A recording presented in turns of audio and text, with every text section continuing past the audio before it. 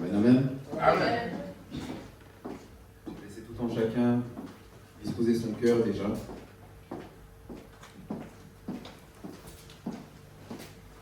Parce que comme nous sommes ici présents, il n'y a que Dieu qui sonde les cœurs et les reins. Vous pouvez être là devant moi, avoir une image qui démontre que oui, vous êtes présent,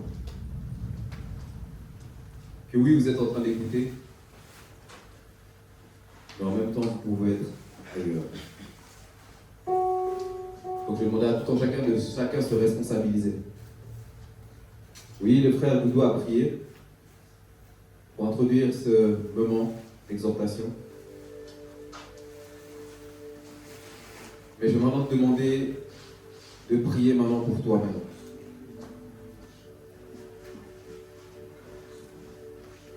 Oui, c'est important d'avoir une assemblée, mais une chose à savoir, c'est que la vie chrétienne, c'est une vie d'intimité. La vie chrétienne, c'est une vie de cœur à cœur. C'est pas une vie par laquelle on vient par habitude. C'est pas une vie qu'on hérite comme un passeport, mais c'est un choix. C'est pas parce que tes parents sont chrétiens que tu es automatiquement chrétien. C'est pas parce que ton père, ta mère prie que toi-même tu es comme directement aussi automatiquement quelqu'un de prière. C'est individuel. Amen. Nous allons prier afin que tout un chacun puisse entrer dans son cœur et disposer son cœur. Au nom puissant de Jésus-Christ. Seigneur Tout-Puissant, nous venons devant toi, Seigneur, pour disposer nos cœurs, Seigneur. Ta parole, Seigneur, déclare que tu sondes les cœurs et les reins, Seigneur. Tu sondes en profondeur, Seigneur, là où les humains n'ont même pas accès, Seigneur, toi tu as accès, Seigneur. Tu as accès à nos pensées, tu as accès à nos cœurs, tu as accès à nos entrailles, Seigneur. Et c'est dans cet intérieur-là, Seigneur, que nous nous disposons, Seigneur, à toi, Seigneur. Nous voulons, Seigneur, te rencontrer. Nous voulons, Seigneur, que tu puisses nous impacter. Nous voulons, Seigneur, que tu puisses agir dans notre vie, Seigneur. À partir d'aujourd'hui et maintenant, au nom puissant de Jésus-Christ. Seigneur, nos yeux vont être focus sur toi, Seigneur. Non sur nos pensées, non sur ce qu'on va faire cette semaine, non sur nos problèmes, nos soucis. Mais nous voulons être focus sur toi, Seigneur. Que tu puisses avoir la première place au nom puissant de Jésus-Christ. Nous avons ainsi prié et nous disons Amen. Amen, amen, amen, amen. Oui. Une chose que j'ai envie de vous dire, c'est que Dieu est un metteur en scène. Dieu avait déjà planifié tout ce qui se passe. Et Dieu est fidèle et ne se trompe jamais. Amen. Alléluia. J'avais un message que j'avais à cœur de vous donner déjà depuis début de semaine même en vérité. Et ce message, j'avais déjà commencé même à en parler. C'est-à-dire que ce message était tellement au fond de mon cœur que j'ai déjà commencé à en parler. Ma femme en est témoin. Elle parlait avec une de ses camarades et pendant qu'il parlait, j'avais déjà ce message qui m'était à cœur. Et dès qu'il y a eu une faille, un espace où j'ai pu dire ce message, je n'ai pas hésité à parler à cette amie de ma femme.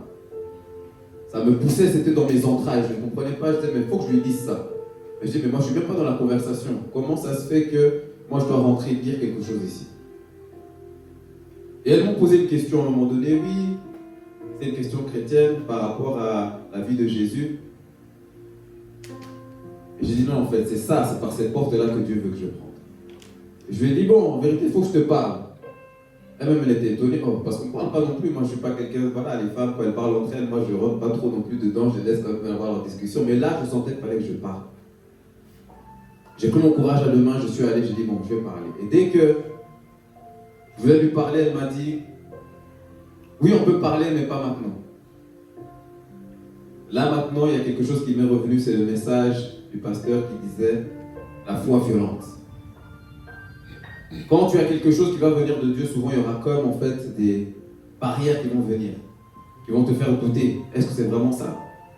Je vais vous passer le message, mais moi, je lui ai dit, écoute, ce message, moi, je dois te le dire. Et là, maintenant, tu dis non, ça me prouve en fait que je dois encore plus te le dire. Je vous passe le message, mais à la fin du message, la personne qui ne voulait pas parler m'a dit, oh, il faut que tu m'appelles même, il faut que tu fasses ça même plus souvent. Même tous les lundis, il faut que tu m'appelles pour m'encourager dans ce sens-là. Aujourd'hui même, ce message, il est encore dans mon cœur. J'avais comme aussi encore comme des petites hésitations, est-ce que oui, est-ce que non, est-ce que oui, est-ce que non, mais j'ai dit non, moi je vais dans ce sens-là, c'est ce message-là que je voulais vous apporter. Une chose est venue maintenant me rassurer encore, c'est que le frère Doudou, pendant la modération, il a parlé que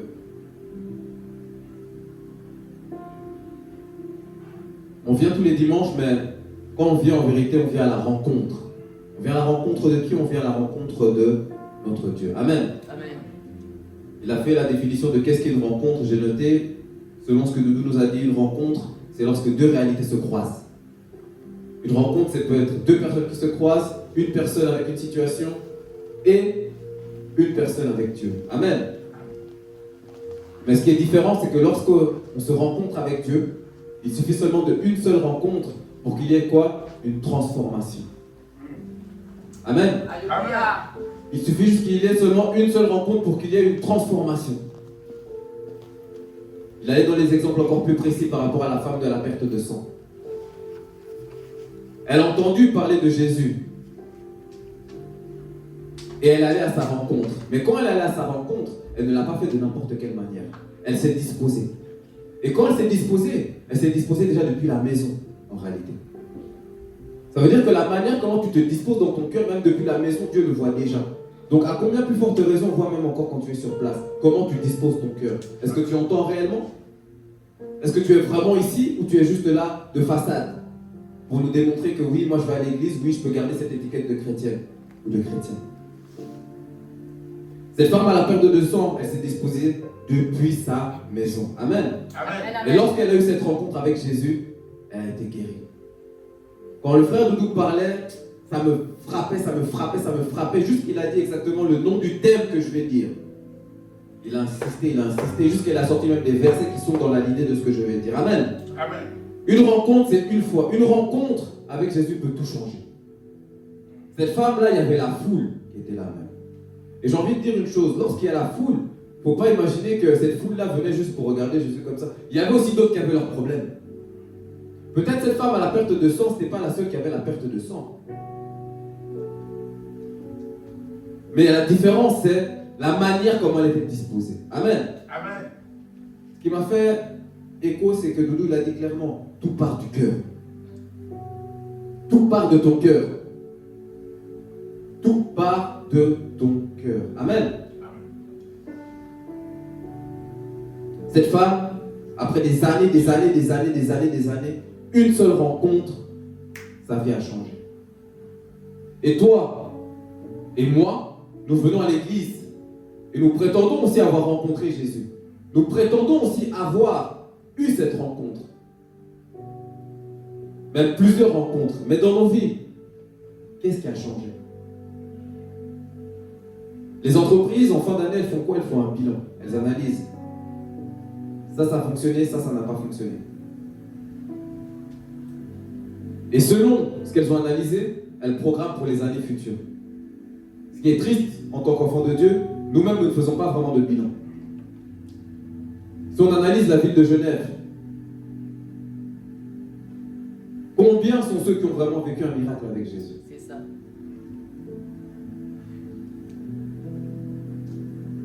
À partir de là, il faudra se poser la question, combien ont réellement rencontré Jésus? Pendant qu'on était en train de modérer, ensuite le groupe de louanges était en train de chanter, je sentais déjà une différence. C'était comme si on était en train de rentrer dans une autre dimension. Hosanna. C'est-à-dire qu'en termes de cœur, il y a une amélioration, c'est ce que je ressentais. Hosanna. Et plus nous montions, plus dans mon cœur je sentais maintenant un fardeau. Je disais, mais comment je vais m'exhorter? C'est trop lourd, Seigneur. J'ai même presque mal en fait là au niveau où je suis. Au niveau où je suis, j'ai même mal là. Je pense que j'aurais même pas les mots, j'aurais même pas le souffle pour pouvoir réussir à parler. Parce que cette lourdité est trop lourde. Ce poids est trop lourd. Parce que cette réalité, elle parlait d'un constat que je pouvais constater dans ma vie personnelle. D'un constat que je pouvais constater dans ma vie personnelle. Et le titre de ce thème, donne-toi de tout ton cœur. De manière abrégée, je pourrais même dire de tout ton cœur. C'est là où il y a toute la différence.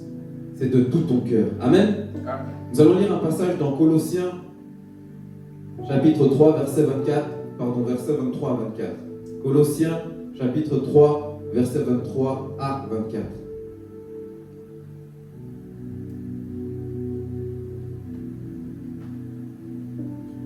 Colossiens, chapitre 3, verset 23 à 24. Amen.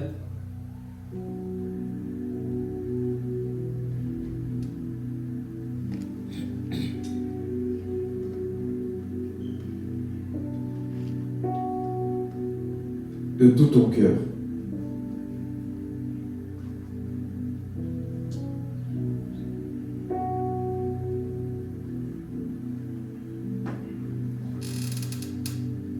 Amen. Amen, amen. Je lis au nom du Seigneur. La Bible déclare: tout ce que vous faites, faites-le de tout votre cœur, comme pour le Seigneur et non pour des hommes. Amen. 24. Sachant que vous recevrez du Seigneur l'héritage pour récompense, servez Christ le Seigneur. Amen. Amen. Si tu peux revenir dans le verset 23. Et quoi que vous fassiez, faites-le de bon cœur, comme pour le Seigneur et non pour les hommes. Amen. Amen, amen. La version, celle-ci, elle dit que quel que soit votre travail, peu importe quel travail que tu effectues, fais-le de tout votre cœur. Et cela par égard pour le Seigneur et non par égard pour des hommes. Amen. Amen, amen. On va s'arrêter ici et on va déjà analyser la première partie du verset. Quel que soit votre travail, faites-le de tout votre cœur. Amen. Amen. Tout ce que vous faites, faites-le de tout votre cœur. Maintenant, j'ai une question à vous poser. Mais avant ça, je vais faire d'abord le constat que j'ai vu dans ma vie. La Bible, elle est claire, elle nous dit, tout ce que vous faites, faites-le de bon cœur, de tout votre cœur. Et moi, une chose que je peux dire, que j'ai constaté dans ma vie, souvent, je n'ai pas fait les choses de tout mon cœur. Très souvent, je n'ai pas fait les choses de tout mon cœur. Ça commence même par mes études. On devait même me pousser. Va à l'école, il faut y aller, il faut continuer, il ne faut pas lâcher. J'avais peut-être certaines compétences, facilités, mais je n'ai jamais fait de tout mon cœur. Et dans beaucoup de domaines, c'était comme ça. J'ai eu ce constat que j'analyse, je ne me donnais pas de tout mon cœur. Sportivement parlant, c'était pareil. Je peux avoir des capacités. On va voir que il a des facilités, il a quand même un certain don comme ça, c'est intéressant. Mais je ne me donnais pas de tout mon cœur. Même quand c'était des projets personnels, mes propres projets. D'autres personnes vont voir que waouh, si j'avais un tel projet aussi, si c'était moi, etc. Mais je ne me donnais pas de tout mon cœur. Ce qui fait que quand tu ne te donnes pas de tout ton cœur, la réalité est que tu n'auras pas des véritables résultats conséquents. En tout cas, tu n'auras pas des résultats qui étaient en lien avec ton appel. Tu n'auras pas des résultats qui sont en lien avec ta destinée. Ce qui est totalement logique aussi. Si tu ne te donnes pas à fond, il ne faut pas attendre d'avoir des résultats des gens qui se donnent à fond. Hosanna. Hosanna. Au travail, c'est pareil. Quel que soit votre travail, faites-le de tout votre cœur. Amen. Maintenant, la question que j'ai à vous poser, est-ce que vous faites les choses de tout votre cœur? Bonne question. Dieu, il ne nous parle pas seulement spirituellement dans cet aspect, il commence même déjà par ce monde-là que nous voyons. Faites les choses de tout votre cœur. Ça m'a blessé. Mais cette blessure, c'était une vérité que j'avais besoin. Souvent on dit que la vérité blesse. Elle n'est pas souvent bonne à entendre, mais la vérité, il faut l'écouter. Parce que c'est la vérité qui va te mener à ta destinée.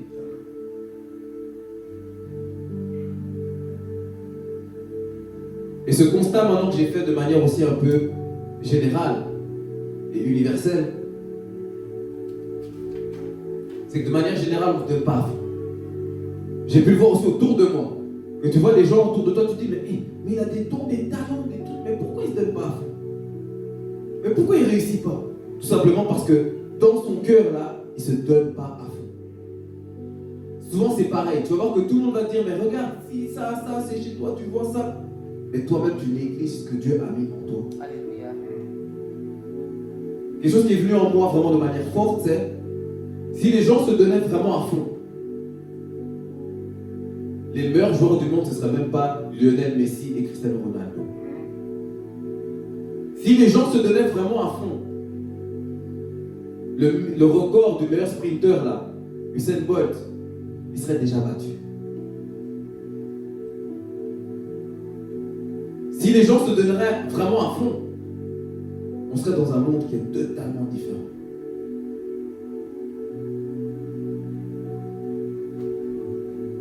Et la suite de ce verset, retourne à 23, mon frère. Et quoi que vous fassiez, faites-le de bon cœur, comme pour le Seigneur. Maintenant, c'est cette comparaison encore qui m'a ajouté une deuxième couche encore. C'est-à-dire que la première partie du verset nous fait comprendre que tout ce que tu fais dans ce bas monde, fais-le de tout ton cœur. Mais maintenant, ce qu'on te demande de faire de tout ton cœur, on te demande de imiter comment tu fais de tout ton cœur pour le Seigneur. Est-ce que je me fais comprendre? Alléluia. C'est-à-dire que ce verset nous enseigne et nous fait comprendre que quand tu œuvres, quand tu agis, quand tout ce que tu fais pour le Seigneur, ça doit être fait de tout ton cœur. Amen. Et à partir de comment tu fais de tout ton cœur pour le Seigneur, après tu le fais aussi dans les autres domaines. Amen. Amen. Mais maintenant, je constate que même dans les choses séculières, même dans nos écoles, même dans nos travails, on ne fait même pas de tout notre cœur. Mais un constat que j'ai remarqué, c'est quoi? Personnel déjà. J'ai beaucoup de connaissances. En chimie, en physique, en biologie, en mathématiques, avec des formules, même en mathématiques, on met des lettres, avec même des graphiques, avec des infinis. J'ai beaucoup de connaissances.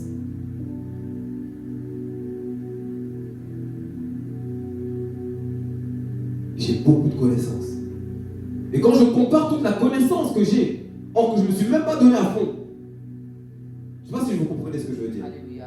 Toute la connaissance que j'ai, or que je ne me suis même pas donné à fond, dépasse la connaissance que j'ai pour Dieu. Et de loin.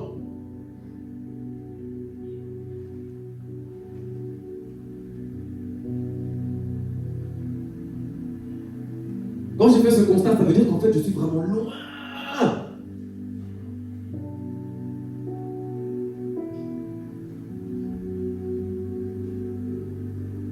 Et souvent, c'est ce qu'on a aussi dans les églises. On est vraiment loin. Dans beaucoup de domaines, on a beaucoup de connaissances. D'autres, tu vas leur poser des questions en banque, ils sont calés. En électricité, ils sont calés. En ressources humaines, ils sont calés. Dans tous les domaines, ils sont calés. Or, qu'ils ne sont même pas donnés à fond même dans ce domaine-là. Et ça dépasse de loin la connaissance qu'ils ont pour Dieu. Ça veut dire, quelle est la manière qu'on se donne vraiment pour Dieu? Est-ce qu'on comprend vraiment? Est-ce que nous comprenons vraiment?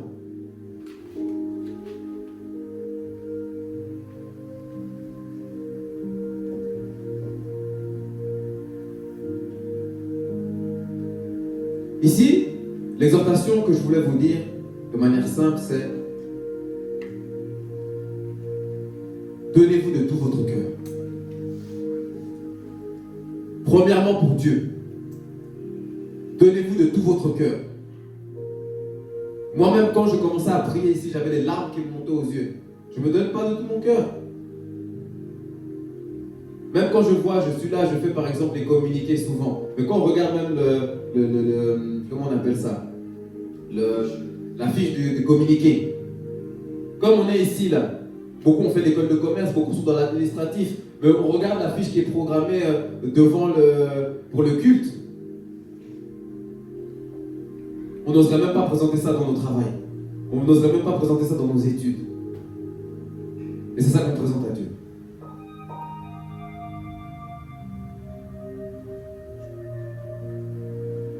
On va avancer vite. Le temps nous presse. Amen. Donc,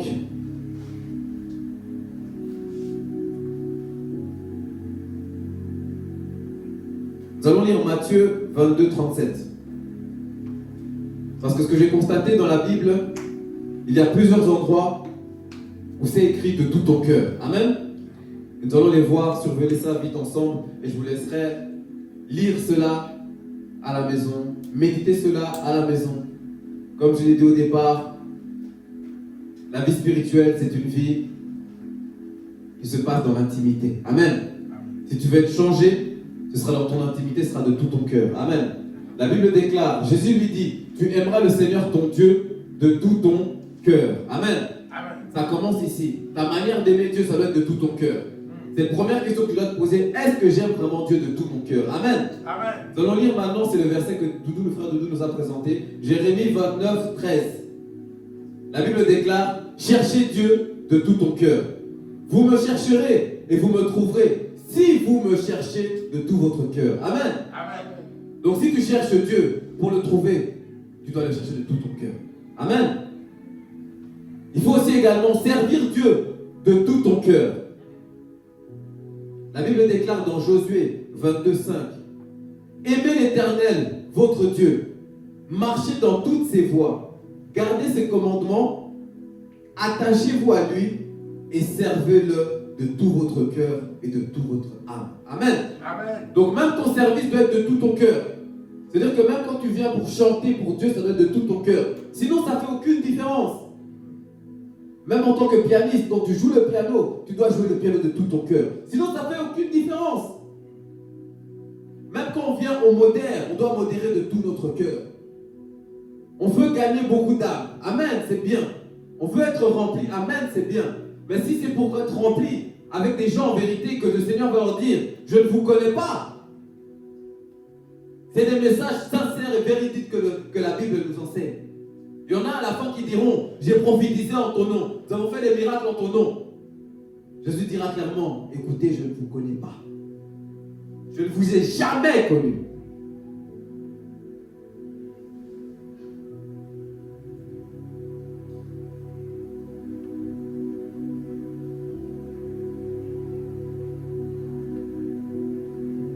Obéir et marcher avec Dieu de tout son cœur.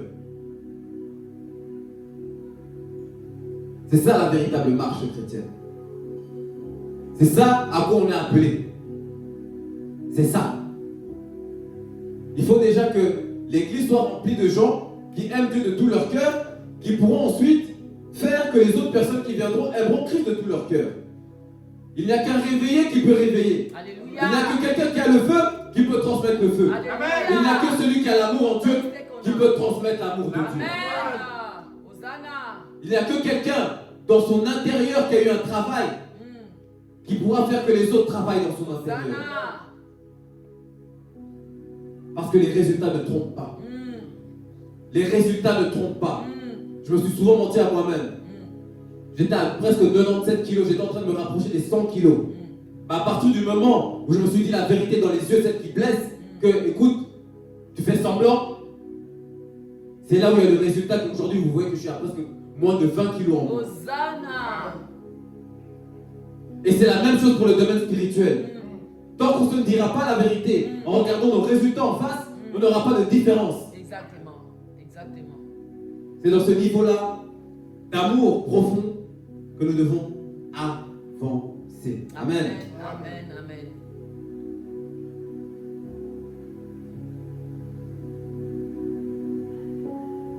Et encore un. Voilà. Ça, c'est ce que le pasteur nous a enseigné. repentir. Souvent, on vient à l'église, on croit qu'on est repenti, on pense qu'on est repenti, or qu'en vérité, non. Pourquoi? Parce qu'on ne l'a pas fait de tout notre cœur. Et ça, c'est le pasteur qui nous l'a enseigné. Est-ce que ta repentance est véritablement sincère? Est-ce que ta repentance, elle a vraiment débute dans ton cœur? Ou c'est une repentance d'extérieur? Joël 2, verset 12, la Bible déclare: revenez à moi de tout votre cœur. Amen. Amen.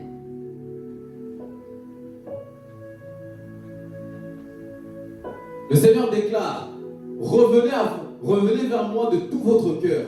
C'est encore le moment. Jeûnez, pleurez, chantez des chants de deuil. Une chose que j'ai envie de dire, c'est encore le moment. Il y a un verset que je méditais, il m'a échappé exactement où il se trouve, mais ce qu'il faisait comprendre, c'était que l'enfer est rempli de gens qui demandent une dernière chance. Or que ceux qui sont encore ici-bas en gaspillent, en gaspillent. Aujourd'hui, c'est le moment de faire ce choix de tout ton cœur. Amen. Nous allons prier. Je vais demander à tout un chacun de pouvoir incliner sa tête et de pouvoir se retourner vers ce Dieu de tout son cœur. Seigneur Tout-Puissant, nous voici, Seigneur, de manière humble, Seigneur. Seigneur, nos résultats, Seigneur, démontrent clairement notre intérieur, Seigneur.